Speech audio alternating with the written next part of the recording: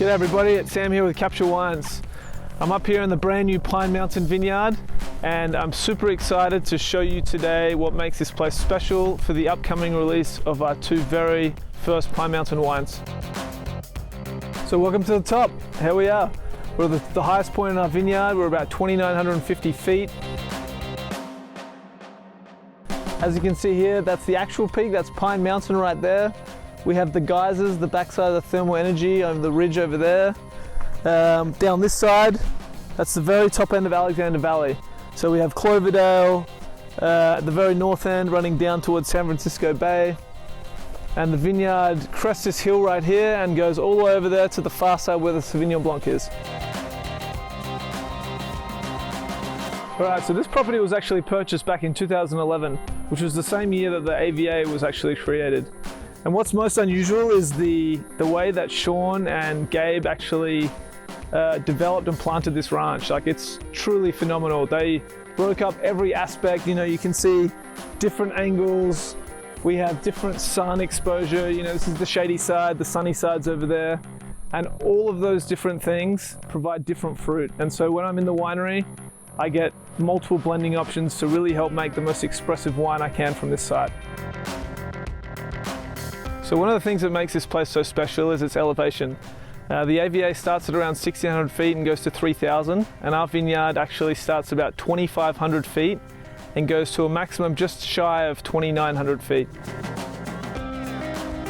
So what makes that so special is the fact that we have the beautiful early morning sunshine, the valley's cool in the morning, we have lots of wind, we have less disease pressure.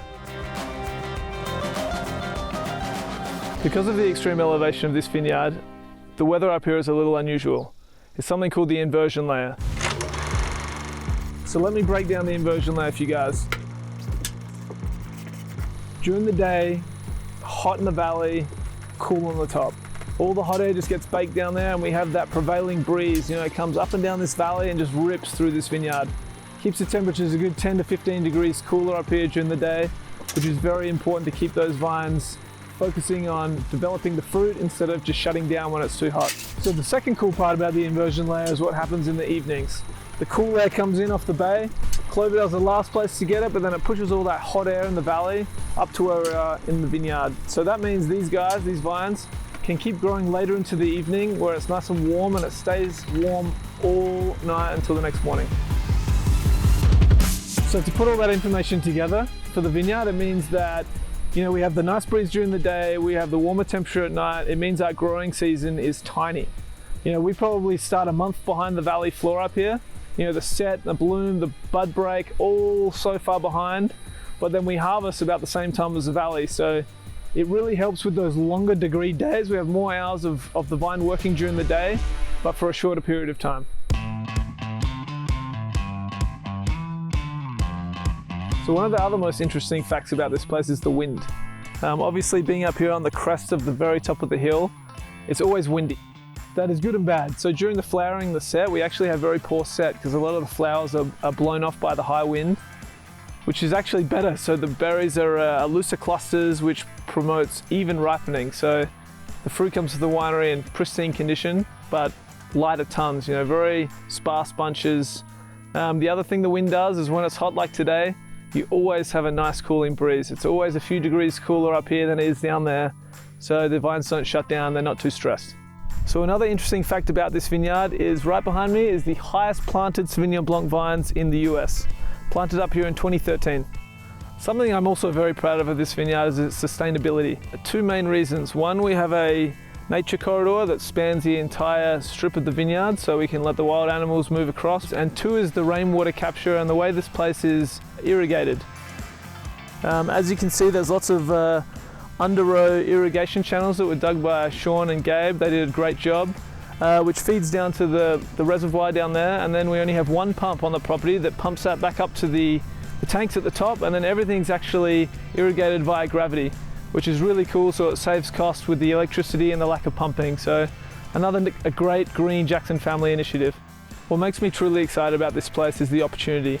I've grown with these young vines that were planted in 2013 and 2015 to produce the first vintage, which I'm super excited for you guys to try.